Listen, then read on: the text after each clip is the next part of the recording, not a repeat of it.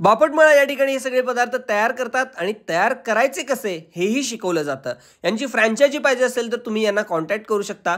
विघ्नहर्ता स्टॉलवर आपण आलेलो आहे। एका छोट्याशा गाडीमध्ये हा सगळा सेटअप त्यांनी खूप छान पद्धतीने बसवला आहे, बघू शकता तुम्ही। याच्यामध्ये किचन छोटंसं बसवलेलं आहे, फ्रीज आहे।